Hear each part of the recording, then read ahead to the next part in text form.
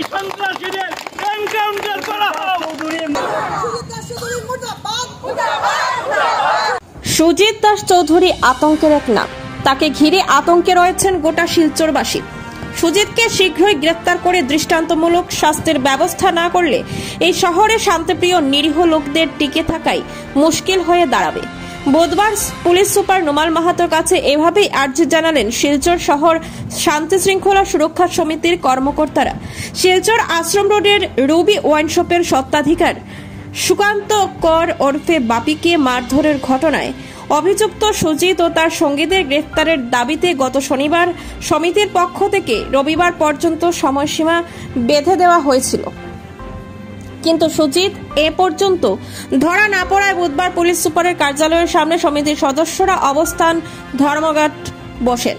ভূমাফিয়া নিপাত যাক, জমি দখলকারী সুজিত গ্যাংয়ের শাস্তি চাই, পুলিশ তুমি নীরব কেন ইত্যাদি স্লোগান সম্বলিত পোস্টার নিয়ে অবস্থান ধর্মঘটে দাবি ওঠে এনকাউন্টারের কথাও।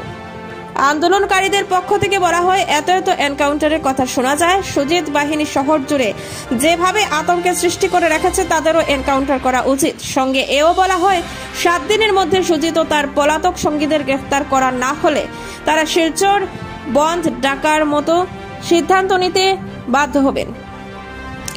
এদিনের অবস্থান ধর্মঘটে দলমত নির্বিশেষে ছিলেন বহু লোক। শান্তি কমিটির কর্মকর্তা সঙ্গীত শিল্পী সুজিত দাস, ইনিও সুজিত অর্থাৎ অমিতেশ চক্রবর্তী, নিরুপম গুপ্ত সহ অন্যান্যরা। Bureau report, Barak 10।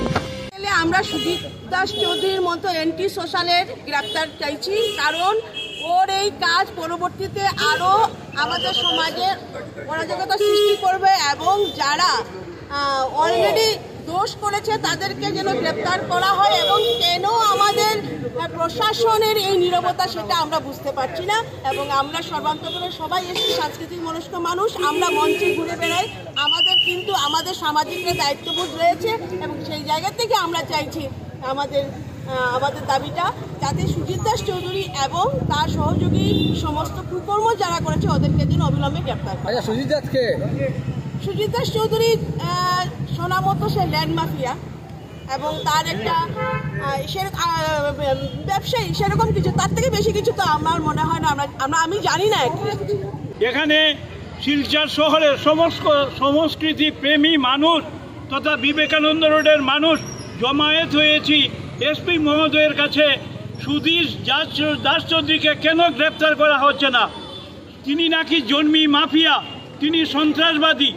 উনি যে ঘটনা ঘটিয়েছেন গত 25 তারিখে একজন দোকানের মালিককে দোকান থেকে টেনে এনে প্রায় মৃত অবস্থায় মেরে ফেলে দিয়েছিলেন। এইভাবে যদি শিলচর শহরে চলে তবে তো শিলচর শহরে একটা অরাজকতার সৃষ্টি হবে।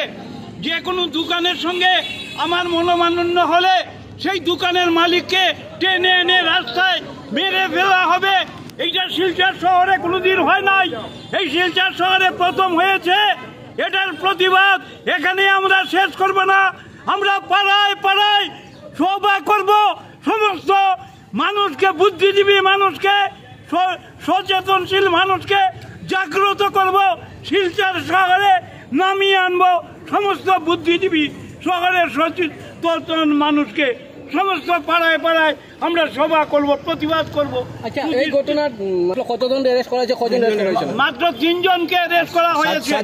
7 জন ছিল, বাকি 4 জনকে অ্যারেস্ট করা হয় নাই। তাদেরকে নিয়ে নাকি পুলিশ খুঁজে পায় নাই।